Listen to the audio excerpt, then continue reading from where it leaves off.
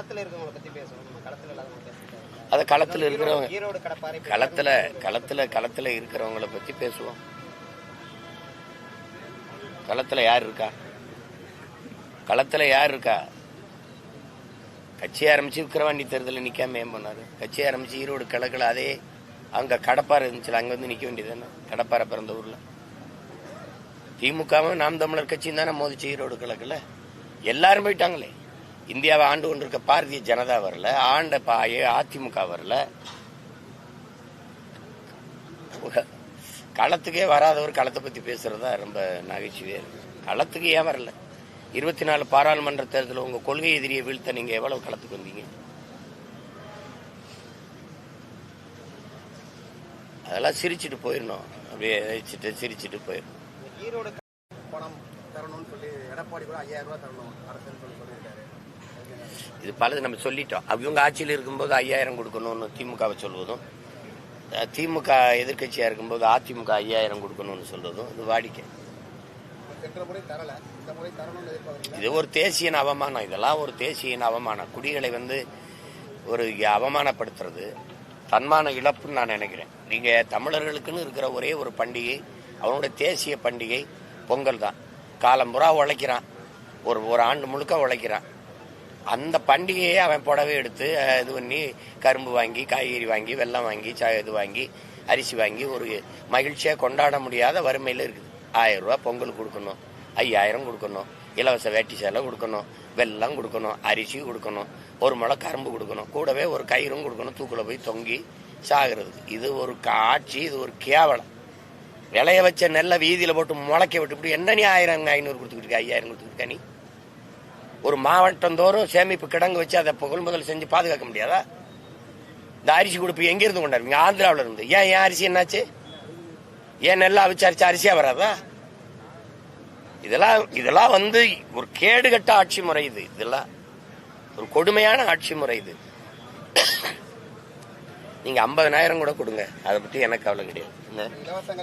ஏற்கனவே 10 லட்சம் கோடி கடன் ஆயிடுச்சு. 80,000 கோடிக்கு மேல வட்டி கட்டிக்கிட்டு இருக்கோம். இதுல 5000 கொடு.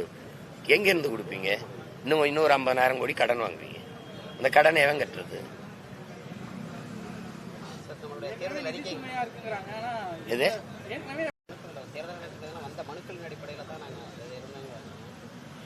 நீங்க சொல்றது என்ன?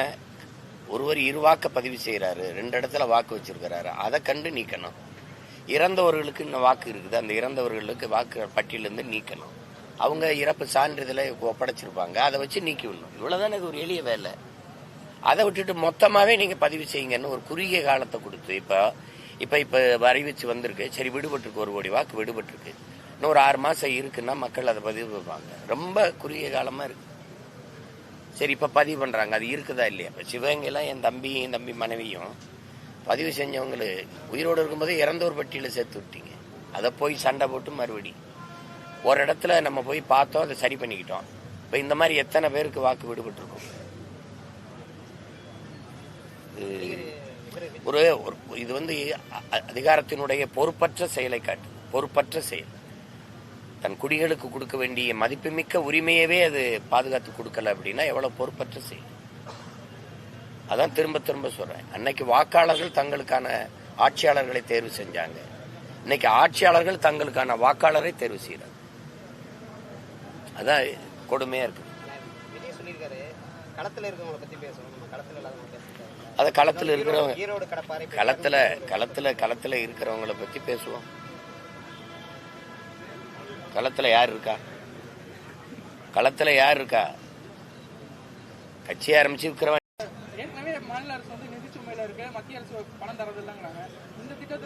அதை பத்தி நம்ம கவலைப்பட வேண்டியது இல்லை. ஏன்னா இவங்க கட்சி அரசியல், தேர்தல் அரசியல் தான் செய்வாங்க. செய்தி அரசியல், விளம்பர அரசியல் தான் செய்வாங்க.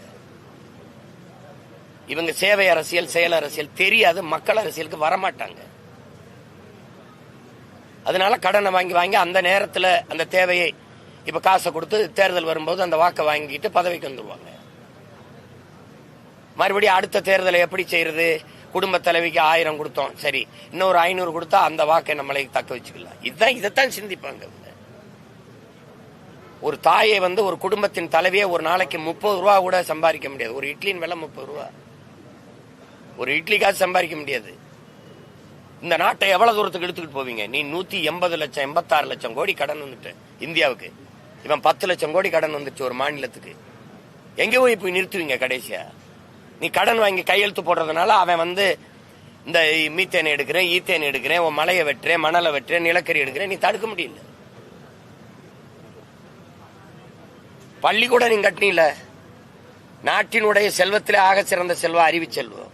ஒரு நாட்டின் எதிர்காலம் வகுப்பறையில் தீர்மானிக்கப்படுது. இதுதான் உலக பெரிய தத்துவம். அது எல்லாருக்கும் தெரியும். அறிவு கருவறை அங்கதான் இருக்கு. அந்த பள்ளிக்கூடத்தில் படிக்க போன பிள்ளை இடிஞ்சு விழுந்து சாகுது. நீ இப்பதான் கட்டி திறந்துருங்க. இது என்ன சொல்ல வர? அரசு பள்ளிக்கூடத்துக்கு வராத புள்ள செத்து போயிரும், தனியார் பள்ளிக்கூடத்துக்கு போன்னு சொல்ற. அதான் அதுல அர்த்தம். அதான் அர்த்தம்.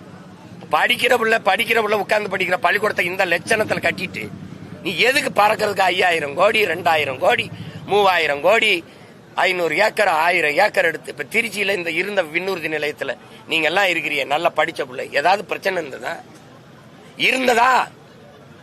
எதுக்கு இத்தனை 1000 ஏக்கரை எடுத்து இவ்வளவு கோடியை போட்டு கொட்டி நீ நாசம் பண்ணிருக்க?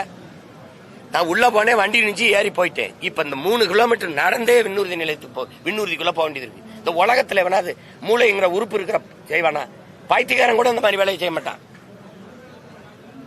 இருக்கிறதுல நேர்வு காணும். சிறியதே அழகு. அதை விட்டு போட்டு தேவையில்லாம பறக்கிறது. ஏன் படிக்கிற பிள்ளைய படிக்கிற பள்ளிக்கூடம் கல்லூரியில் இப்படி கட்ட மாட்டேற? மருத்துவம் பார்க்கிற மருத்துவமனை இவ்வளவு அழகா கட்ட மாட்டேங்கிற? ஏதோ சுக காட்டுற எங்களுக்கு வளர்ச்சி பாரு அப்படின்னு. விண்ணூர்தி நிலையத்தை பார்த்தோன்னே ஏ அப்பா எங்கடா பறந்து போவான்? பல கோடிக்கணக்கான மக்கள் பசியோடு இருக்கும்போது பறந்து எங்கடா போறோம்? இப்ப ஒரே ஒரு முதலாளிகிட்ட கொடுத்துட்டா இண்டிகோன்னு. ஒரே ஒரு முதலாளி. ஒரு நாடு 25 விழுக்காடு தனியார் முதலாளிகளை சார்ந்திருக்கலாம், 75 விழுக்காடு அரசு கையில் இருக்கணும். இல்ல 30 அல்லது 70. ரொம்ப கொடுமை விட 50 இருக்கணும்ல. ஒரே ஒரு முதலாளியை சார்ந்து நின்று அவன் 20 நாள் வண்டி இல்லை. இப்ப நான் எப்படி வந்தேன்? வண்டி இல்லை, ரத்து பண்ணி திடீர்னு நீத்திட்டேன். மதுரையிலிருந்து இப்படி வந்து ஒரு அவசரத்துக்கு வளர்ச்சினா ஒரு இடத்துல போய் ஒருத்தரை சந்திக்கணும்னா உடனே போகக்கூடிய வாய்ப்பு எங்க இருக்கு? போய் டெல்லியில மாட்டிக்கிட்டவன், அங்க வெளி மாநிலத்தை மாட்டிக்கிட்டவன் பயணம் செய்ய முடியாம தவிக்கிறான். ஏன்னா ஒரே ஒரு முதலாளி. அவன் நினைக்கிறதான் கட்டணும். தம்பி, மதுரைக்கு நான் வரேன், சிங்கப்பூருக்கு 30,000, மதுரைக்கு நான் வரேன் 24,000, போக 24,000, 1/2 லட்சம். 2 பேர் வந்தா 1 லட்சம்.